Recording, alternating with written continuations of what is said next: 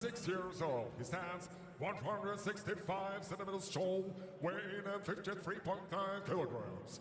His professional record, 12 victories, including 8 big wins coming by win knockout, with 3 defeats. Дамы и господа, он чемпион Филиппин легчайшем весе. Ladies and gentlemen, he's Philippines bantamweight champion, representing General Santos City, Philippines. Here is RV Deniega. 3,8 килограмма. Сегодня у него профессиональный дебют. Ladies and gentlemen, he's 20 years old, standing 165 centimeters tall, weighing 53.8 kilograms, and now his professional record. Но он мастер спорта международного класса, серебряный призер чемпионата мира 2025, чемпион России 2025 года и обладатель Кубка России 2026 года. Ladies and gentlemen, he's World Championship Silver Prize winner, Russian National Champion, and the Russian Cup Honor. Дамы и господа, из Ярославля, Россия, приветствуйте, Вячеслав Дулхори Ракози!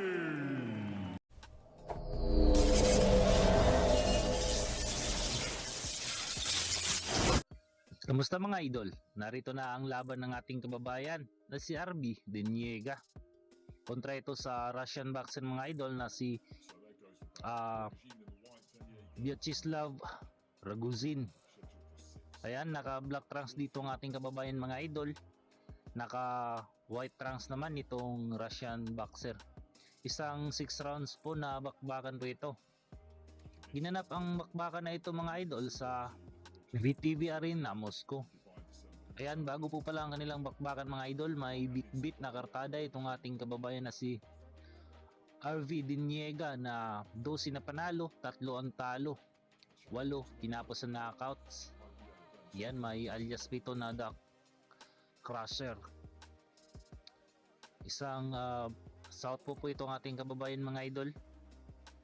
May edad na 26, may height na 5'5" o 165 cm.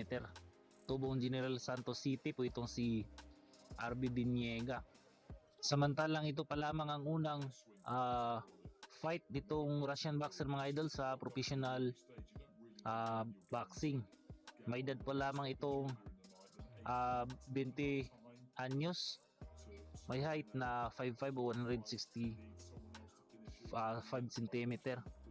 Tubong Yaroslav, Russia po itong si Ragozin mga idol. Ayan. Yan, dito tayo sa fight. Panoorin natin itong mga idol. Ayun, tumama yung Russian.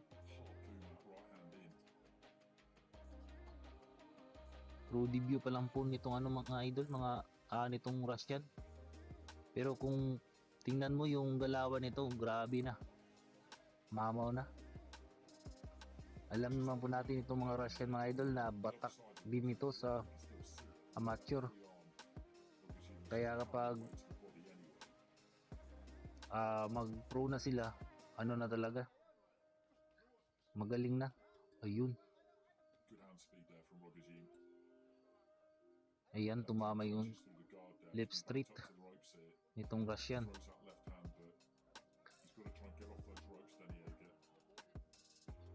Yun.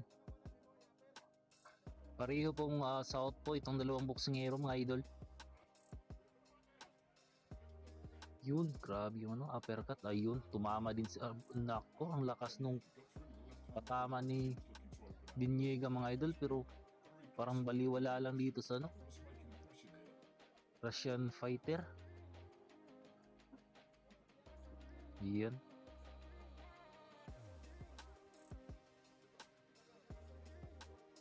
Dayo po itong ating kababayan na si RB Deniega mga idol dito sa Russia, sa Moscow.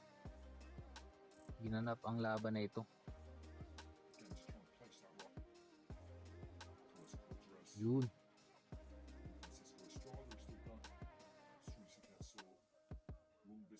Ayan, round 3 na po itong laban na ito mga idol.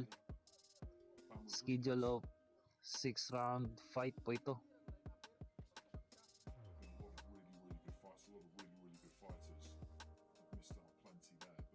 Yun.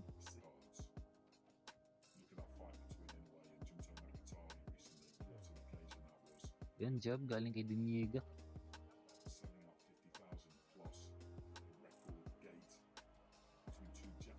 Ayun, tumama yung Russian.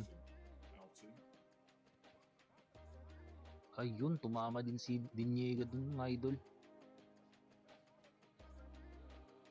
Yan, grabe din itong ano, Russian boxer mga idol. Pressure fighter. Ayan, end of round 3. Dito tayo sa round 4 mga idol. Nangalahati na po ang bakbakan na ito. Sana makatama dito na solido si RB Diniega. Kasi nasa baluarte tayo ng kalaban.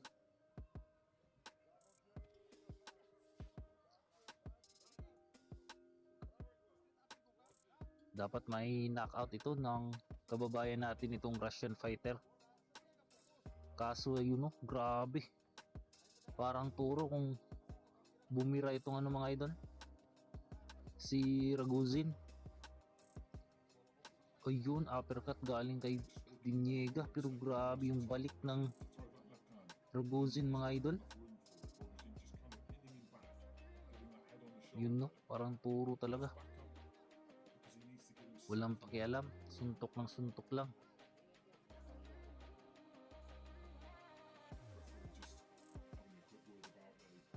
Yun, tumama na naman yung Russian mga idol. Napasandal sa lobby ditong Russian. Ayun, may halong ulo kasi. Dinidikit ng Russian yung ulo niya sa mukha ng ating kababayan. Kaya grabe, hindi makawala. Yun, body shot from Diniega. Yan ang ano, maganda. Sasabayan niya na lang itong ano, Russian. Ayun, tumama na naman. Ayun, body shot from Ragozin. Grabe itong ano. Ayun, body shot na naman. Walang humpay, grabe na bakbakan to mga idol. Sulit to sa mga manonood ng fight na ito. Ayun, grabe. Maraming ano, combination ang pinapakawalan nitong Russian mga idol. Yun, grabe. Ayan. Ayan, and round 4. Dito tayo sa round 6 mga idol. Bakbakang RB Diniega ng Pilipinas kontra ito sa Russian boxer na si Vyacheslav Ragozin. Ayun, tumama si Ragozin doon mga idol. Yan, dinadala talaga ng Russian boxer itong ating kababayan mga idol sa lubid. Kaya hindi masyado makapalag si ano, itong ating kababayan kasi laro ng Russian boxer ang gustong ang dinadala nitong ano, laban na ito. Ang nagdadala. Ayun, tumama si ano, Ragozin. Yun no. Grabe, pressure fighter talaga itong ano, Russian fighter. Yun no. Marami pa kung ano bumato. Ayun, body shot galing kay Ragozin. Yun no, grabe.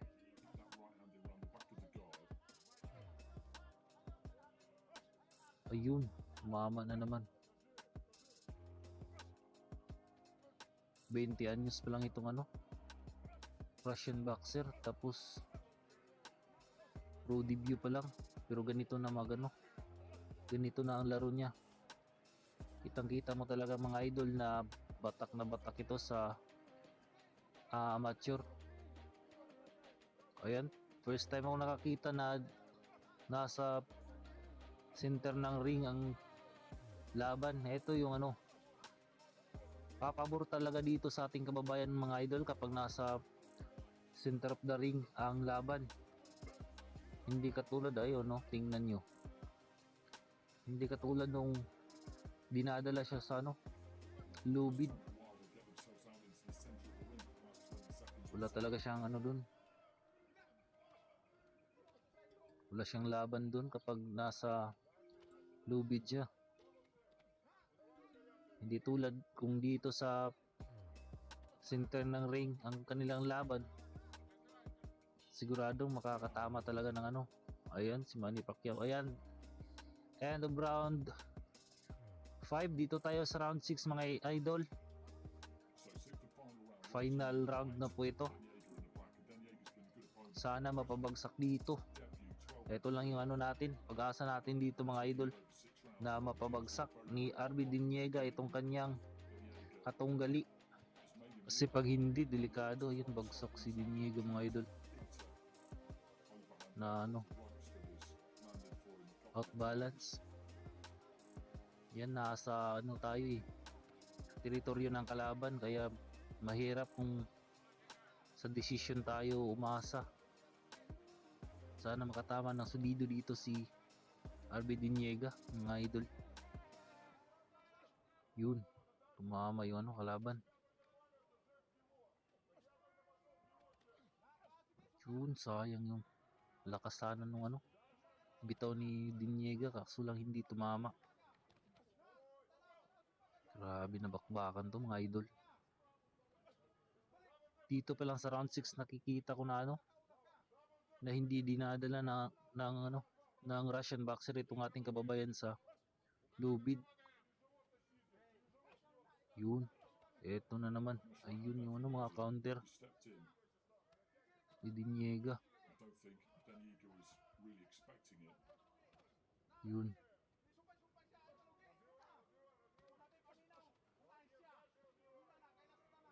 Ayan. Yun, tumama si ano, ayun na naman, tumama na naman si Raguzin mga idol. Sana ibuhos na dito ni RB Diniega yung ano, yung lakas niya. Ayun, tumama yung double jab ni Raguzin. Ayun. Grabe.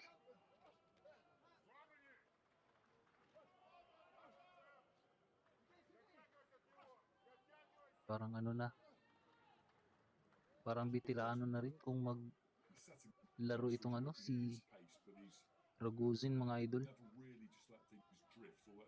Di mo akalain na ano, pro debut pa lang niya ito. Kasi magaling na. Saka ano,